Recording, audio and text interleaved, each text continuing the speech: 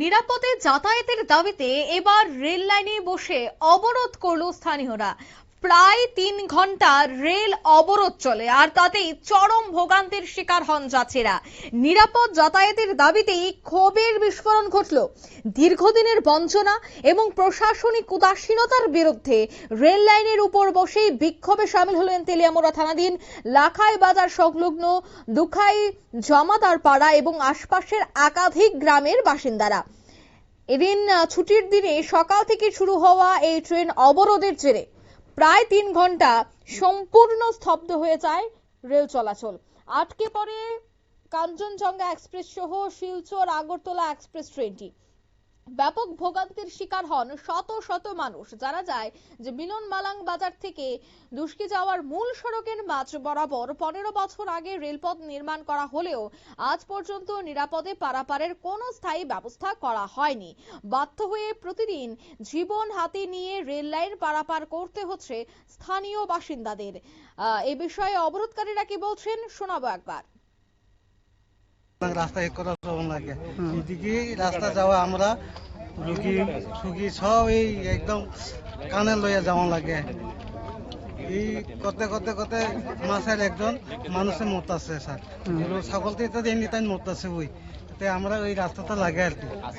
এটাই আমার অনুরোধ। রাস্তা না থাকার কারণে মূলত আপনাদের রেল রাস্তার উপর দিয়ে পারাপার করতে হয়। আপনারা শুনলেন। অন্যদিকে এই অবরোধের ফলে তেলিয়ামুড়া রেল স্টেশনে শিলচর থেকে আগরতলাগামী যাত্রীবাহী ট্রেন দীর্ঘ সময় আটকে থাকায় যাত্রীদের মধ্যে তীব্র ক্ষোভ সৃষ্টি হয়। অনেক যাত্রী নির্ধারিত বিমানের টিকিট থাকায় সময় মতো আগরতলায় পৌঁছাতে না পেরে তারা বাধ্য হয়ে অতিরিক্ত ভাড়া গুনে ব্যক্তিগত গাড়ি ভাড়া করে রওনা দেন। ক্ষুব্ধ যাত্রীরা কি বলছেন শোনাবো একবার। আমরা আগরতলা জিবি যাত্রা কাছে যাইতেছি, ডাক্তার যাইবার লাগে যাইতে তখন খুব কষ্ট হইতেছে। রুগী নিয়ে প্রবলেম কি?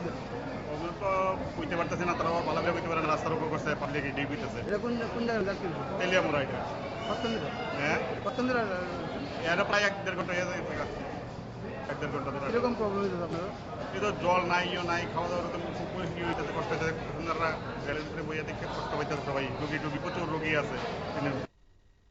আপনারা শুনলেন প্যাসেঞ্জারের বক্তব্য। তবে খবর পেয়ে অবরোধস্থলে ছুটে আসেন পুলিশ তেলিয়ামুড়া মহকুমা পুলিশ আধিকারিক রোহন কিষান, খোয়াই জেলার অতিরিক্ত police super Justin Joseph, GRP থানার আইসি ইন্টু মারাক, এছাড়া আরপিএফ এবং রেল দপ্তরের ঊর্ধ্বতন আধিকারিকরা। দীর্ঘক্ষণ আন্দোলনকারীদের সঙ্গে আলোচনার পর প্রশাসনের পক্ষ থেকে লিখিতভাবে আশ্বাস দেওয়া হলে শীঘ্রই প্রশাসনিক স্তরের বৈঠকের পর নিরাপদ রাস্তা নির্মাণের সমস্যার স্থায়ী সমাধানের উদ্যোগ নেওয়া হবে বলে জানাচ্ছেন। কি বলছেন পুলিশ आधिकारिक सुनाबो। रेलवे ट्रैक का इन्फॉर्मेशन हमें मॉर्निंग में आया था 9 बजे के बाद अप्रोक्सीमेटली। तो हम तुरंत, हमारा एक एएसआई शिबू देव है, उनको तुरंत मोबाइल पार्टी को यहाँ पे भेजा। फिर यहाँ पे जैसे इन्फॉर्मेशन पता चला तो अराउंड 50 से 60 लोग थे यहाँ पे, जो एक ये रेलवे ट्रैक है इसको रोका हुआ था, तेलियामुड़ा रेलवे स्टेशन के पास में है। तो इनका मेन डिमांड था कि ये गाँव वालों को कुछ मतलब यहाँ पे एक ओवर ब्रिज जैसा कुछ चाहिए इनको, जिससे इनका मूवमेंट थोड़ा स्मूथ हो सके। बट जिस तरीके से ये डिमांड इन्होंने रखी, ये एकदम गलत तरीके से इन्होंने रखी। एक इलीगल तरीका है रेलवे को रोकना, तो वो एक बिल्कुल भी सही तरीका नहीं है। It is completely illegal.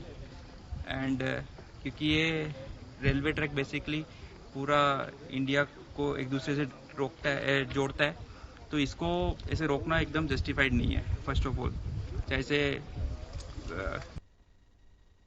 আপনারা শুনলেন পুলিশ আধিকারিকের বক্তব্য।